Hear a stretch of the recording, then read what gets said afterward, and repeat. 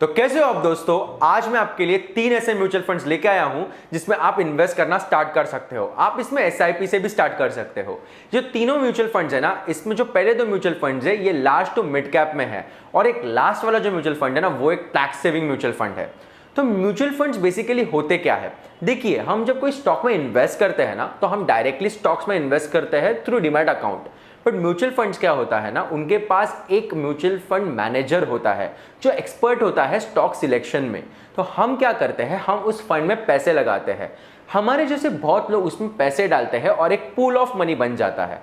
और उस वजह से ना जो म्यूचुअल फंड मैनेजर है वो उन पैसों को यूज करके इन स्टॉक्स में इन्वेस्ट करता है और ओवर द टाइम हमें अच्छे खासे रिटर्न्स मिलते हैं। पर वीडियो में आगे जाने से पहले ना मैं आपको कुछ चीजें बताना चाहता हूं जो बहुत जरूरी है आपको आगे जाके इन म्यूचुअल फंड्स को समझने में।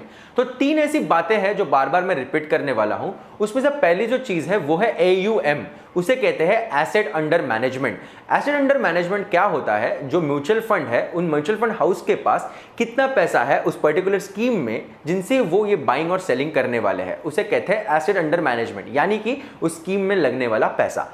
सेकेंड चीज जो हम बात करने वाले हैं वो है एक्सपेंस रेशियो। तो जो म्यूचुअल फंड रहता है ना वो साल का आपसे एक एनुअल फी लेता है, एक रेशियो लेता है, उसको कहते हैं एक्सपेंस रेशियो, मतलब कि एक्सपेंस क्या होने वाले हैं। थर्ड चीज है पास्ट परफॉर्मेंस। तो हम देखेंगे कि पास्ट में म्यूचुअल फंड ने कैसा परफॉर्म किया है पिछले 5 साल के रिटर्न्स को स्टडी करके। तो पहला म्यूचुअल फंड है निप्पॉन इंडिया का लार्ज कैप फंड। तो लार्ज कैप फंड क्या होता है ना, जो म्यूचुअल फंड हाउस है वो अपना 85% मनी लार्ज कैप कंपनीज में लगाता है। तो ये जो फंड है इसके जो 5 इयर्स के रिटर्न्स है वो भी 13.96% के है और इसका एक्सपेंस रेशियो भी ना 0.9% का है और इसके एसेट अंडर मैनेजमेंट है 15,583 करोड़ के।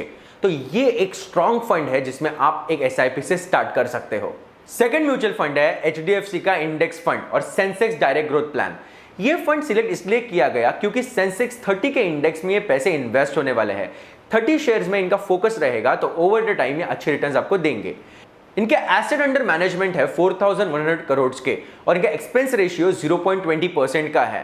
पिछले 5 सालों में ये फंड ने 13.59% के रिटर्न्स दिए हैं और अगर इन्हें कंपेयर किया जाए इनके कैटेगरी के अदर म्यूचुअल फंड से तो उन्होंने सिर्फ 11% के रिटर्न्स दिए हैं। तो इसलिए ये हमारा सेकंड पिक है जो आपको ओवर द टाइम एक लॉन्ग टर्म ग्रोथ दे सकता है और ये एक इंडेक्स फंड है। तो ये जो थर्ड म्यूचुअल फंड है वो है पराग पारेख का टैक्स सेवर फंड।